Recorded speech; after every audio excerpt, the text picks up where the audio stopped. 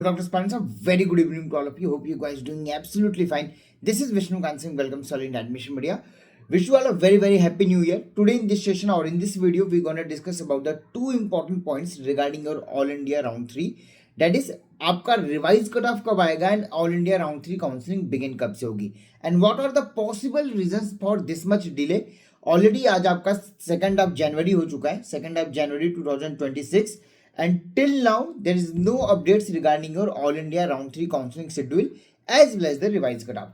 जैसा कि मैंने प्रीवियस वीडियो में मैंने आपसे ऑलरेडी डिस्कस किया था, आई अंडरस्टैंड आप सब में से काफ़ी सारे कैंडिडेट्स ऑलरेडी पैनिक हैं, मल्टीपल रूमर्स चल रहे हैं, मल्टीपल क्वेश्चंस भी हमसे रेज किए जा रहे हैं, मल्टीपल कॉल्स भी आ रहे हैं जिनमें एक ही क्वेश्चन आ रहा है कि सर रिवाइज कट ऑफ आएगा या नहीं आएगा, मेरी एलिजिबिलिटी आएगी कि नहीं आएगी.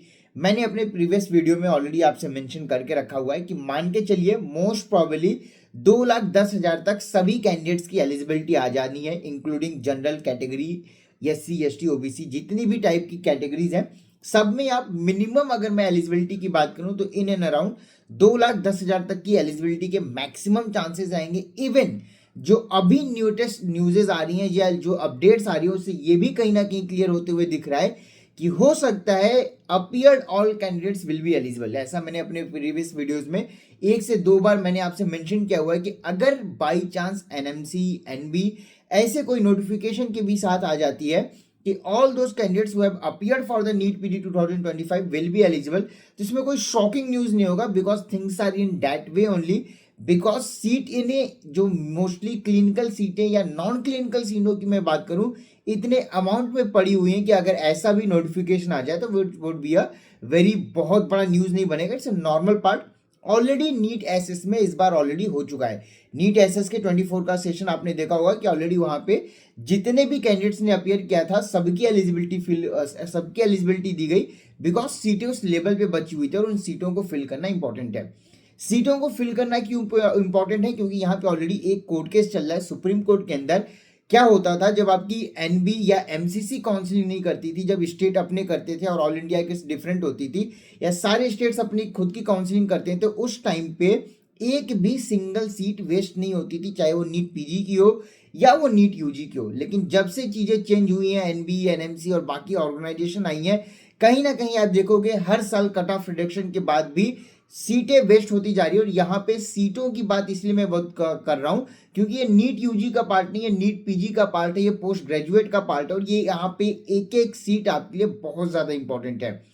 Authorities are focusing on that part. Supreme Court ने ऑलरेडी 5 साल का डेटा मांगा हुआ है. सुप्रीम कोर्ट मोस्ट प्रॉब्ली इस वीक की मंडे से आपकी रनिंग हो जाएगी, वहां पे भी हियरिंग होनी है कि एग्जैक्टली 5 साल में कट ऑफ रिडक्शन के बाद भी क्यों सीटें हर बार वेस्ट हो रही हैं या क्यों सीटों पे अलॉटमेंट नहीं हो पा रहे हैं, कैंडिडेट्स लेना नहीं चाह रहे हैं या जो लेना चाह रहे हैं उनकी एलिजिबिलिटी क्यों नहीं आ रही है.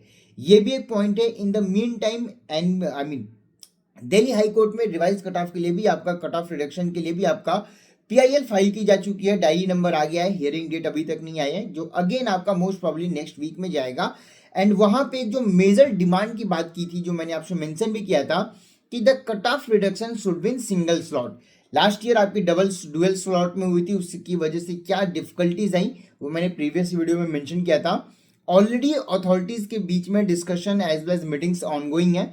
मोस्टली पहले यही पार्ट लिया जा रहा था कि आपका कट ऑफ रिडक्शन 2 बार में किया जाएगा, बट ये कोर्ट केस की वजह से things are getting change and doing the survey और doing the data finding is not that easy. Specially authorities इन पे वर्कआउट कर रही है कि एग्जैक्टली एक स्लॉट में ही हम कितना रिडक्शन कर दें जिससे ये मैक्सिमम सीटें भर जाएं. और उस पॉइंट पे जो मैक्सिमम निकल के आ रहा है कि एलिजिबल टू ऑल कैंडिडेट्स या appeared all candidates will be eligible जैसी चीजें देखने को मिल सकती हैं. अदरवाइज सिंगल स्लॉट में हो या डबल स्लॉट में हो 2,10,000 तक तो होना ही है क्योंकि उससे कम रहता है अगर कट ऑफ आपका या एलिजिबिलिटी की जाती है तो सीट आपकी फुलफिल नहीं होगी, सीट अलॉटमेंट नहीं होगी. स्पेशली नॉन क्लिनिकल सीटों की मैं यहाँ पे बात कर रहा हूँ. क्लिनिकल तो फिर भी भर जानी है, क्लिनिकल में कोई प्रॉब्लम नहीं है. जो नॉन क्लिनिकल सीटें हैं जो अभी भी इंक्रीमेंट हो रही हैं वो सारी सीटें अनफिल्ड रह जाएंगी. एंड अगेन इसका जवाब सुप्रीम कोर्ट में देना पड़ेगा क्योंकि ऑलरेडी वहां पे 5 साल का डेटा की डिमांड है. पॉसिबल रीजंस की अगर मैं आपसे बात करूं कितना डिले क्यों हो रहा है, यहाँ पे 2 से 3 पॉसिबल रीजंस निकल के आ रहे हैं. पहला रीजन निकल के आ रहा है छत्तीसगढ़ का स्टेट राउंड 1 हुआ है, राउंड 2 अभी भी पेंडिंग है. राउंड 3 अगर ऑल इंडिया का स्टार्ट हो जाता है तो मोस्टली वो कैंडिडेट्स जो ऑलरेडी अपग्रेड कर रहे हैं राउंड 2 से राउंड 3 में या राउंड 1 से राउंड 3 में, इसमें से कई सारे कैंडिडेट्स ऑलरेडी आपके छत्तीसगढ़ नेटिव स्टेट के होंगे। अगर इनको अपने स्टेट में स्टेट राउंड 2 में सीट मिल जाती है तो what will happen, they won't be able to resign the all India quota seats, because all India round 3 में रिजाइनिंग का ऑप्शन नहीं दिया जाएगा। आप अगर अपग्रेड हो जाते हो तो डिफरेंट पार्ट है, अगर अपग्रेड नहीं होते हो तो आपको ऑलरेडी ज्वाइंट कैंडिडेट में मेंशन किया जाएगा एंड उस पर्टिकुलर केस में आपकी रिजाइनिंग नहीं है, which lead to another court case.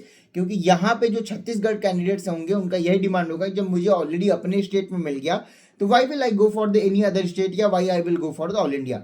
इनको रिजाइनिंग विंडो दी जाए which will be again create a court case, क्योंकि रूल के अकॉर्डिंग राउंड 3 में रिजाइनिंग विंडो नहीं ओपन की जा सकती। पहला रीजन ये हो गया कि आपका डिले होने की इसकी वजह से भी चांसेस हैं।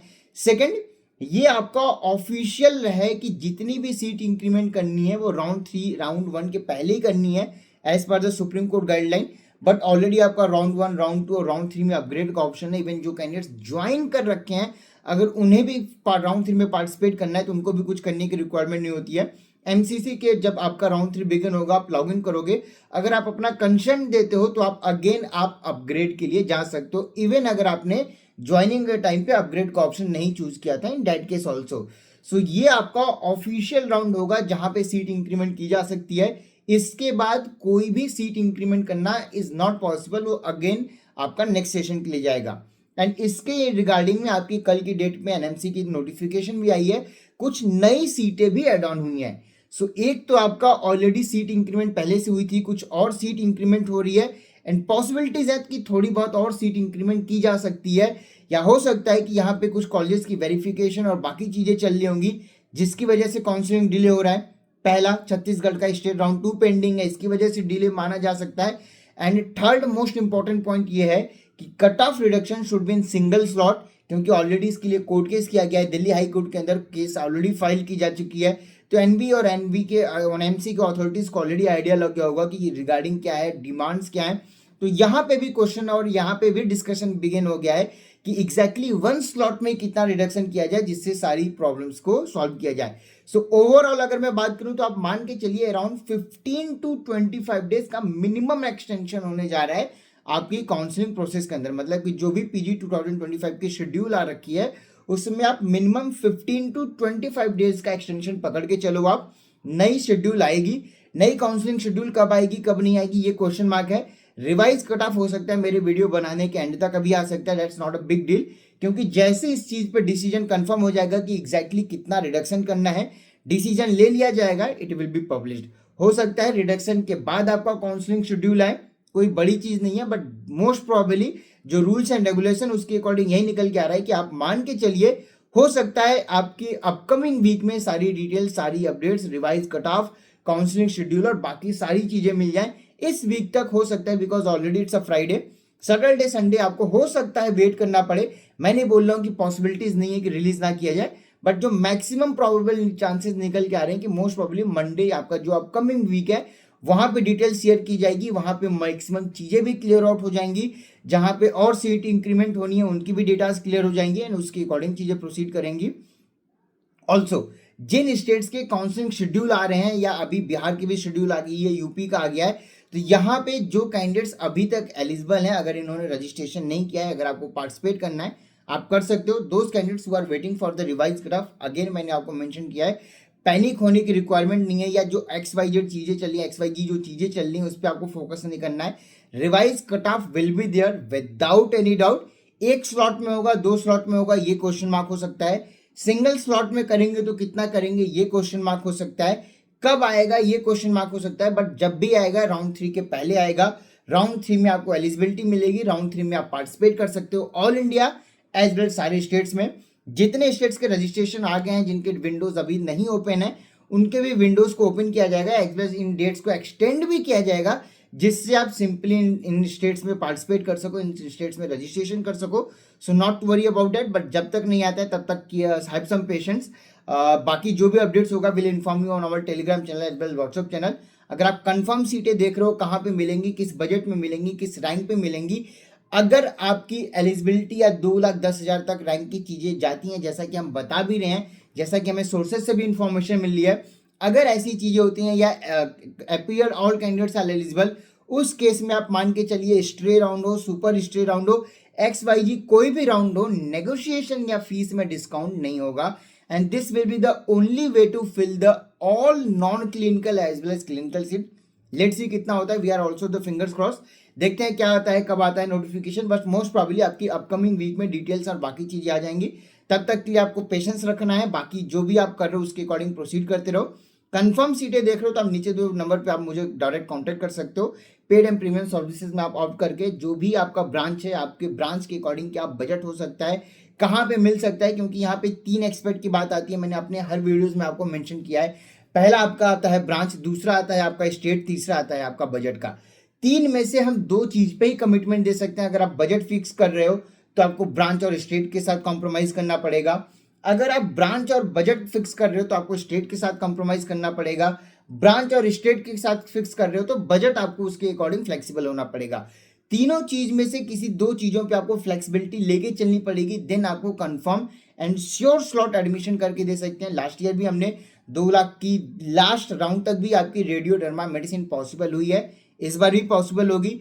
कहाँ पे होगा कहाँ पे नहीं होगा, सिर्फ 2-3 स्टेट्स टारगेट करने से चीजें नहीं होंगी, आपको बाकी स्टेट्स को भी बाइफरकेट करके एज वेल एज साइमल्टेनियसली देखना पड़ेगा। क्योंकि हो सकता है आप जहां टारगेट कर रहे हो वहां पे बहुत महंगी हो, वहां पे बजट बहुत एक्सेसिव हो जाए, क्योंकि डिमांड कब कहाँ क्या इंक्रीज होगी ये बाइफरकेट करना या समझ पाना it's a task and which a counsellor cum consultant only can give you.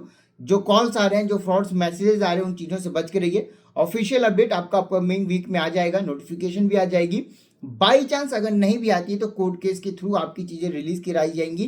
Court case में जैसे ही हियरिंग स्टार्ट होगी वहां से रिवाइज कट ऑफ आएगा, जिसके चांसेस बहुत ज्यादा नहीं दिख रहे हैं, because NB NMC authorities won't we I think don't we want to go in the supreme court और high court case part, because already बहुत ज्यादा डिले हो गया है। They will be taking a decision and they will taking a fair enough decision जिससे सारे candidates को benefit मिले।